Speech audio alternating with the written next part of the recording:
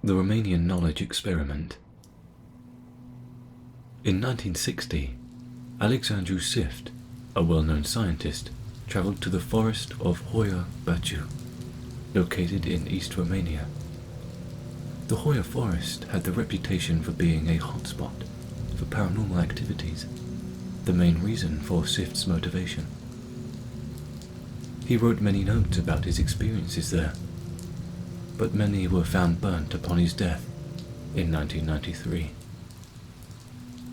The notes that survived detailed his experiments on the forest with test subjects.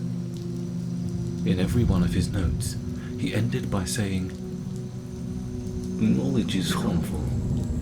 Ignorance is bliss." 10 years later, the Romanian government developed interest in the few notes that survived. So they sought to recreate his experiments. 3 men volunteered for it. They were told this was simply to see how an average person would manage to travel in a foreign territory using only a compass and a light source. Of course, they were lies, and no sane man would volunteer if they knew what awaited them. They were also told there would be a substantial reward should they succeed. The first test subject was brought by helicopter to the west zone of the forest at midnight. He carried with him a backpack, food, water, and a compass, and an oil lantern with enough oil to last until morning. He was instructed to keep moving east until he hit a road, which would lead him into a cabin where a few government agents awaited him. He was also told to stop every 30 minutes to record any and all events in the sheet of paper. He arrived at the cabin at 2 a.m. He handed the sheets to the agents and was driven to a nearby city where he was handed the reward.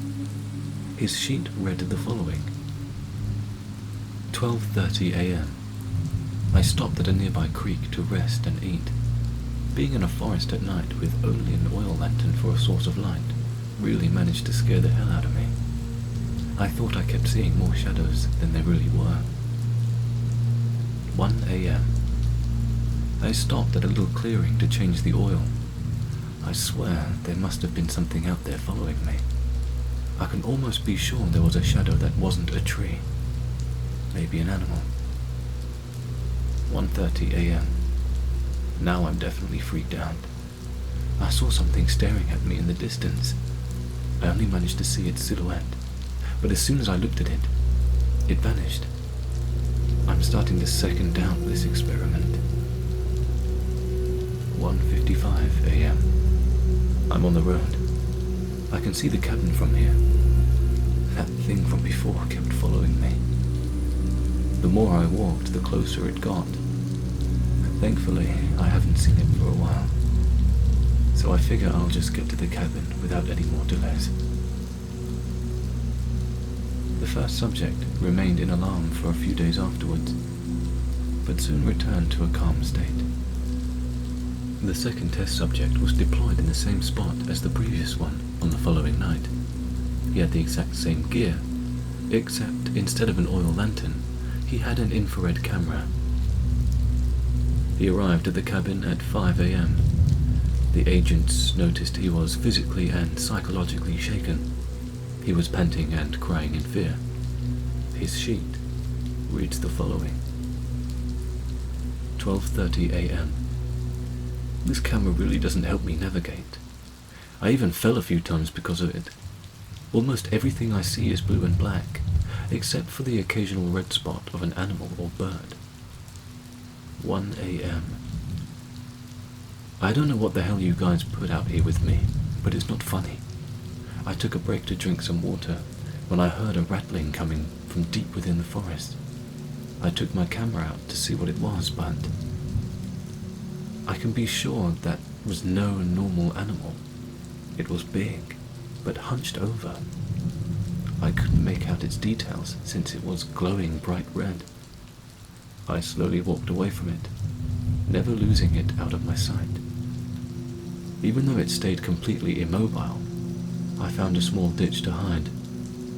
I guess it's better to ride it in here than out in the open. I'll quicken up my pace. The faster I get out of here, the better.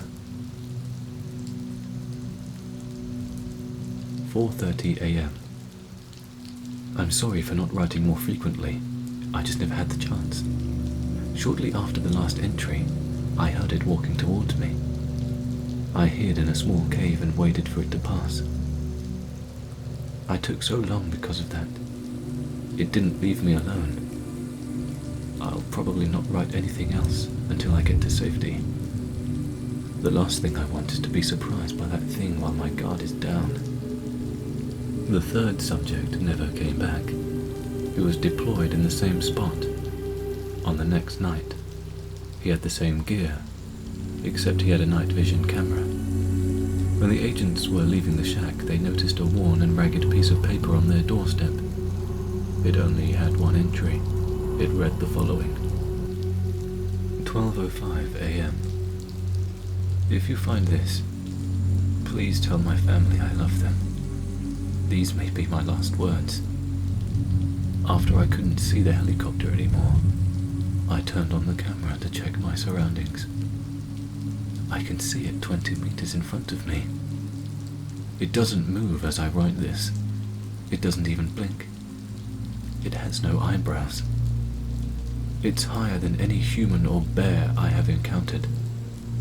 It's hunched like a gorilla, supporting its weight on the extremities of its limbs. I can't even call those things hands. It has fish-like eyes, no pupils, pure engulfing darkness.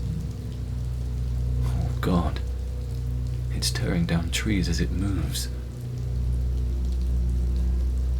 After the conclusion of the experiment, the Romanian government placed an electrified fence and guard towers surrounding the entire Hoia Baciu forest. They made sure not to let anyone in or out. Thank you for listening, and if you like what you heard, consider listening to some of my other ongoing series on the channel, or listen on the podcasts in the description below. If you have any story ideas, or a story that you would like narrated, please contact me on Twitter, which is also in the description below.